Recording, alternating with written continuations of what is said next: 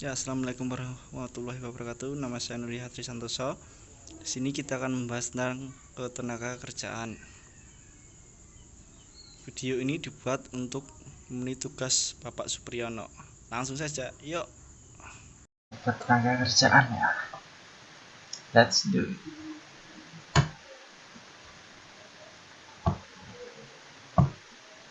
Tujuan pembelajaran dengan mempelajari bab ini, kita diharapkan mampu menjelaskan ketenaga kerjaan, kesempatan kerja, tenaga kerja, dan angkatan kerja. Menjelaskan cara meningkatkan kualitas tenaga kerja, menjelaskan sistem pengupahan dan pengajian yang berlaku di Indonesia, menjelaskan penyebab pengangguran, menjelaskan dampak negatif pengangguran, dan cara mengatasi masalah pengangguran di Indonesia. Ya, pengertian tenaga kerjaan, kesempatan kerja, tenaga kerja, dan angkatan kerja. Ketenaga kerjaan merupakan sesuatu yang berkaitan dengan kerja atau buruh, baik menyangkut hal yang sebelum masa kerja, selama masa kerja, maupun sesudah masa kerja. Kesempatan kerja yaitu lapangan kerja atau lowongan kerja yang tersedia bagi angkatan kerja. Komposisi penduduk dan tenaga kerja. Penduduk dibagi menjadi dua, yaitu penduduk usia kerja dan penduduk di luar usia kerja, bukan tenaga kerja. Untuk penduduk usia kerja dibagi menjadi angkatan kerja dan bukan angkatan kerja. Angkatan kerja digolongkan menjadi menganggur dan bekerja. Yang bekerja itu bisa dikatakan sedang bekerja atau sementara tidak bekerja. Yang sedang bekerja tentang bekerja dengan jam normal maupun setengah menganggur atau serabutan. Yang bukan angkatan kerja itu sekolah atau mengurus rumah tangga. Jenis-jenis tenaga kerja. Tenaga kerja menurut kualitas dan menurut status. Untuk menurut kualitas yaitu tenaga berpendidikan atau terdidik yang berketerampilan atau terlatih, kerja keras atau tidak terdidik dan tidak terlatih. Untuk menurut status yaitu pas, kerja kontrak dan kerja tetap.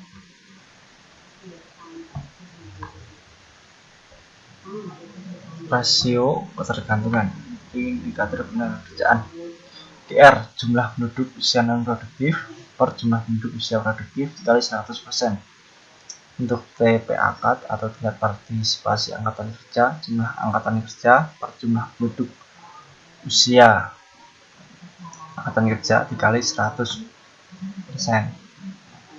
TPT atau tingkat pengangguran terbuka, jumlah pengangguran per jumlah angkatan kerja dikali 100%. Tingkat produktivitas tenaga kerja PDP per jumlah penduduk kali 100%.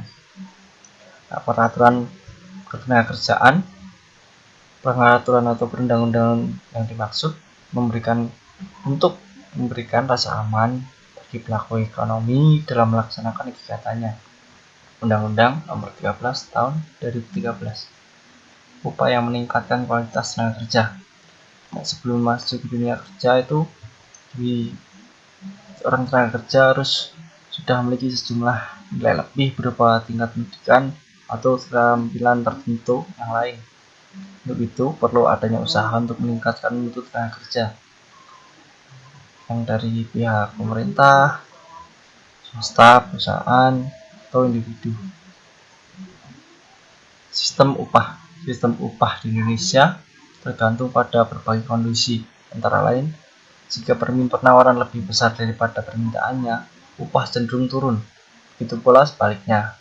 Kedua, kesepakatan antara penerima kerja dan pemberi kerja. Ketentuannya pengupahannya dari 2003.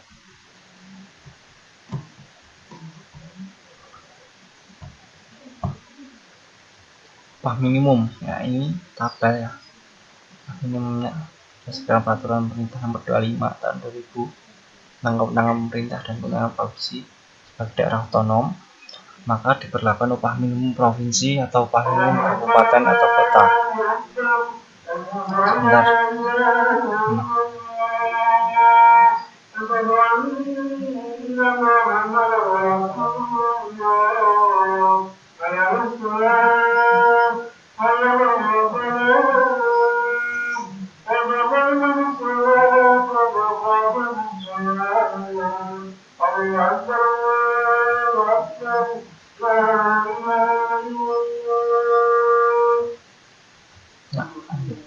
ini semua setiap tahun itu berubah-ubah ya, angkanya bisa lebih rendah ataupun lebih tinggi setiap kota.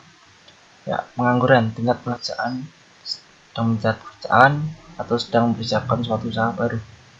Tingkat pengangguran adalah perbandingan antara jumlah penganggur dan jumlah anggota kerja dalam kurun waktu tertentu yang dinyatakan dalam persentase. Jenis pengangguran dan penyebabnya. Yang pertama A, pengangguran menurut faktor penyebab terjadinya. Itu pengangguran konjunktur atau siklis, adalah pengangguran akibat turunnya kegiatan perekonomian. Juga pengangguran struktural adalah pengangguran akibat perubahan struktur atau komposisi perekonomian. Pengangguran fiksional yaitu pengangguran akibat kesulitan temporer dalam mempertemukan pemberi kerja dan pelamar kerja. Pengangguran analogi yaitu pengangguran yang tenaga manusianya digantikan oleh tenaga mesin.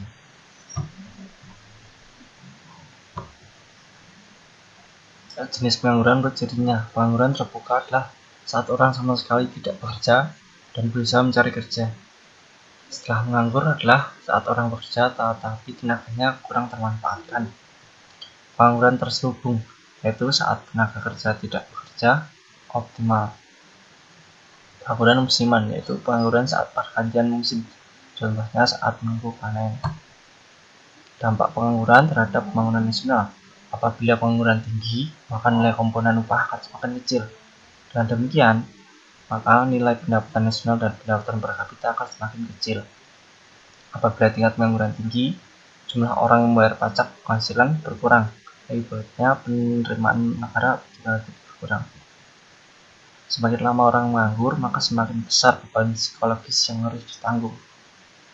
Dan semakin banyak orang yang menganggur, maka semakin besar biaya sosial yang harus ditanggung.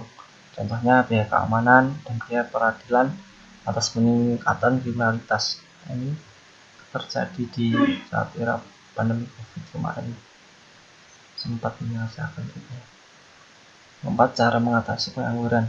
Kebijakan yang dibuat pemerintah yaitu yang pertama, wajib belajar 9 tahun. Yang kedua, program padat karya. Ketiga, pelatihan tenaga kerja dan kewirausahaan. 4. Program transmigrasi. 5. Program kredit usaha rakyat. 6. Perbaikan sistem informasi kerja dari Kemenas.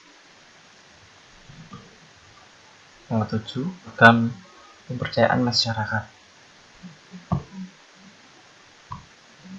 Cara-cara mengatasi pengangguran siklis antara lain meningkatkan daya beli masyarakat, misalnya pemerintah membuka proyek yang bersifat umum seperti membangun jembatan, irigasi. Selain itu memperluas pasar barang dan jasa.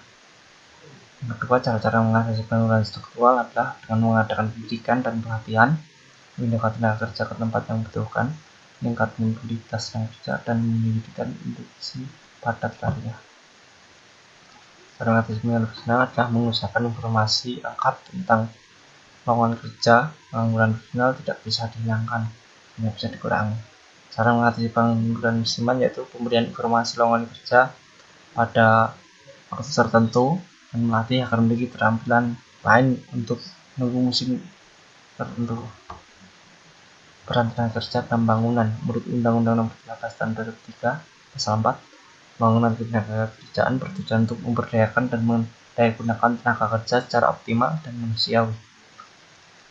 Yang kedua, mewujudkan pemerataan kesempatan kerja dan menyediakan tenaga kerja yang sesuai dengan kebutuhan bangunan nasional dan daerah. Memberikan perlindungan pada tenaga kerja dalam mewujudkan kesejahteraan. Yang terakhir, meningkatkan kesejahteraan tenaga kerja dan keluarganya. Oke, mungkin cukup itu dulu yang dapat kita pelajari hari ini. Jika ada yang ingin bertanya, bisa tanya di kolom komentar ya. Nanti kalau ada waktu, saya jawab. Oke, sekian dari saya. Bye. Ya, terima kasih sudah menonton videonya. Semoga bermanfaat.